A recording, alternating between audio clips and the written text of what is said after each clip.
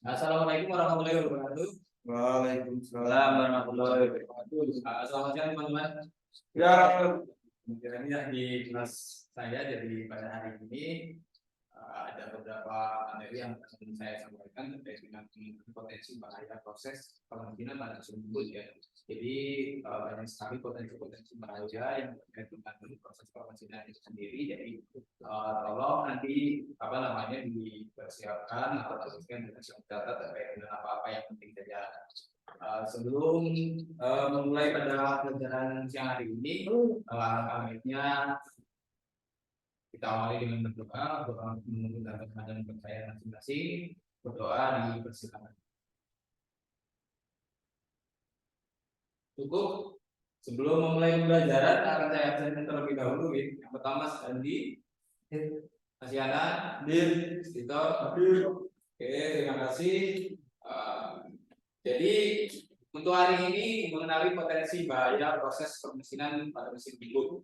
Jadi ada beberapa hal yang nanti boleh dengan perhatikan terkait dengan bahaya-bahaya saja yang terkait pada proses permesinan. Jadi kita hari ini hanya cukup terkait dengan apa namanya mengenali. Nanti untuk minggu depan mungkin kita akan membahas terkait dengan bagaimana pencegahan atau ibaratnya bagaimana cara meminimalisir terkait dengan bahaya pada proses pemesinan mesin bubut.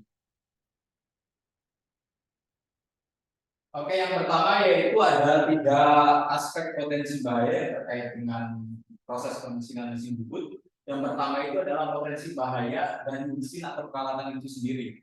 Jadi pada proses pemesinan tentunya ada potensi bahaya yang terkait dengan alatnya atau bahannya yang kita gunakan. Yang pertama yaitu penataan posisi mesin dan peralatan yang kurang ergonomis. Nah, kita juga sudah bahas terkait dengan ergonomis di minggu lalu. Bagaimana cara menata agar alat atau mesin itu pada saat kita digunakan itu bisa nyaman. Tentunya dengan kenyamanan itu akan menghasilkan pengerjaan atau hasil yang memuaskan. Yang kedua yaitu kewajiban pengatur pada mesin bubut yang sudah tidak berfungsi. Kita juga bisa melihat di bengkel kita yang sudah punya ada beberapa mesin yang bagiannya itu atau alat-alatnya itu memang sudah tidak berfungsi dengan baik. Jadi saya minta tolong terkait dengan hal tersebut bisa panjenengan minimalisir. Jadi jangan asal menggunakan agar peralatan itu bisa digunakan secara terus-menerus dengan kondisi yang baik dan aman. Yang selanjutnya yaitu bahayanya itu adalah putaran mesin. Putaran mesin yang cukup tinggi berpotensi menyebabkan kecelakaan. Nah, juga harus panjenengan perhatikan sebelum panjenengan melakukan pekerjaan. Tentunya kita harus cross check terlebih dahulu terkait dengan mesinnya atau putaran mesinnya itu sendiri. Karena dengan putaran yang sangat tinggi atau belum kita mengetahui putarannya itu seperti apa, pada saat kita melakukan pekerjaan nanti takutnya bahannya itu tidak kuat. Jadi tolong sebelum melakukan pekerjaan tentunya dicek terlebih dahulu putarannya misalkan ya. Jadi nanti tidak mengakibatkan kecelakaan. Yang selanjutnya itu jaringan listrik pada mesin yang kurang terawat. Jadi kalau namanya mesin lama apalagi ya, jadi tentu banyak terjadi misalkan kabelnya itu terlepas sehingga kita juga harus aware terhadap hal-hal tersebut agar mencegah terjadinya kecelakaan kerja. Yang selanjutnya itu rangkaian pembagi penggerak mesin bubut perlu dicek secara periodik. Nah, ini seharusnya bukan tugas dari kita, tapi kita juga patut mengerti dan paham terkait dengan roda gigi ini. Memang ada tugasnya sendiri ya, itu adalah maintenance-nya. Jadi tentu kita sebagai siswa juga harus mengerti, misalkan ini suaranya tuh dirasa beda seperti biasanya, kita bisa melaporkan ke bagian teknisi. Selanjutnya itu lampu penerangan pada mesin yang kurang terang dapat menyebabkan kesalahan pengamatan terhadap benda kerja baik dari segi ukuran maupun kualitas permukaan. Itu juga penerangan itu juga cukup diperlukan ya bagi kita sebagai operator pada saat menjalankan proses pemesinan mesin bubut. Jadi dengan penerangan yang cukup tentu akan memudahkan kita. Oh, ini bahannya sudah halus, ini belum. ini kurang simetris atau apa. Jadi tentu juga harus menggunakan penerangan yang cukup. Yang selanjutnya yaitu penggunaan alat bantu pemesinan yang tidak sesuai fungsinya. Kalau jadi pada saat kita melakukan proses pengerjaan atau menggunakan mesin bubut, gunakanlah alat itu sesuai fungsinya. Jadi kita juga harus mematuhi yang namanya SOP, karena SOP juga adalah salah satu contoh perilaku baik dari kita pada saat kita melakukan pekerjaan. Ketika pekerjaan kita dilakukan sesuai dengan SOP yang benar, tentunya akan menghasilkan pekerjaan yang aman dan tentunya tidak akan menjadi sebuah kecelakaan kerja. Yang selanjutnya penggunaan alat potong yang baik berupa pahat, mata bor, atau kartel yang sudah aus mengakibatkan kerusakan benda kerja. Nah, ini juga harus diperhatikan terkait dengan penggunaan alat-alat yang telah kita gunakan.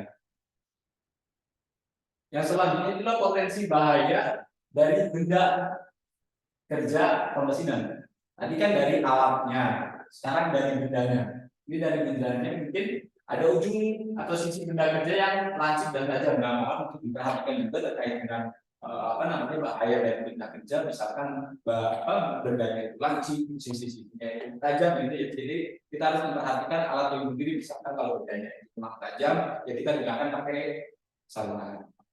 Nah, selanjutnya terjadi benda kerja yang tidak sempurna dapat mengakibatkan benda kerja terlepas. Nah, pada saat kita menggunakan alat atau mesin hipermesinan itu, kita pada saat kita menjepit juga harus diperhatikan. Jadi bendanya itu harus benar-benar pas. Kalau tidak pas, mungkin nanti pada saat kita menghidupkan mesinnya, bendanya itu akan terlepas. Jadi saya minta tolong pada teman-teman pada saat melakukan praktek selalu cek dan recheck sebelum melakukan pekerjaan. Nah, yang ketiga potensi bahaya dari operator mesin. Nah, itu dari kitanya sendiri sebagai manusia, tentu namanya manusia kadang kita tidak memperhatikan hal-hal yang kecil. Salah satunya mungkin tingkat keterampilan dan penguasaan mesin yang kurang baik, yang selanjutnya dapat membahayakan diri operator maupun mesin atau peralatan. Jadi pada saat kita mau melakukan suatu pekerjaan, tentu kita harus menguasai dulu peralatan itu sendiri. Tentunya untuk mencegah terkait dengan bahaya dari proses pemesinan mesin bubut. Mungkin materinya itu cukup sampai di sini. Mungkin ada pertanyaan sebelum saya lanjutkan. Belum ya. Oke. Yang selanjutnya yaitu kepedulian dan perilaku terhadap aspek keselamatan kerja operator. Nah, kita juga harus aware terhadap apa saja yang ada di lingkungan sekitar kita pada saat kita melakukan pekerjaan. Tentu dengan kita aware terhadap situasi, kondisi maupun lingkungan di sekitar kita, itu akan mencegah terjadinya kecelakaan kerja. Nah, yang terakhir yaitu adalah faktor kelelahan. Maaf ya, dan yang terakhir ini saya lanjutkan. Yang terakhir adalah faktor kelelahan. Nah, pada saat kita dirasa kita sudah merasa lelah, tentu kita harus istirahat terlebih dahulu. Pengalaman saya bekerja di perusahaan Jepang itu bekerja hanya dalam arti satu hari itu 8 jam, dan setiap 2 jam itu ada break 15 menit. Nah, itu menurut saya pekerjaan yang cukup bagus. Kenapa? Karena kita melakukan proses pekerjaan yang dilakukan secara terus-menerus dan pekerjaan itu sama, kita harus berhenti selama 2 jam. Setelah 2 jam kita harus tetap berhenti. Oke? Seperti itu. Mungkin untuk materi hari ini saya cukupkan, teman-teman. Silakan, mungkin ada pertanyaan terkait dengan materi yang saya sampaikan pada hari ini. Kira-kira ada yang mau ditanyakan tidak? Belum ya? Oke, mungkin untuk hari ini saya cukupkan itu saja ya. Nanti untuk minggu depan kita mungkin akan bahas terkait dengan penanggulangan atau bagaimana mengantisipasi potensi-potensi bahaya yang ada pada pemesinan mesin bubut. Oke, mungkin itu yang bisa saya sampaikan pada hari ini. Sebelum mengakhiri pembelajaran pada siang hari ini, alangkah baiknya kita tutup dengan berdoa menurut agama dan percayaan masing-masing. Berdoa dipersilakan. Cukup, terima kasih.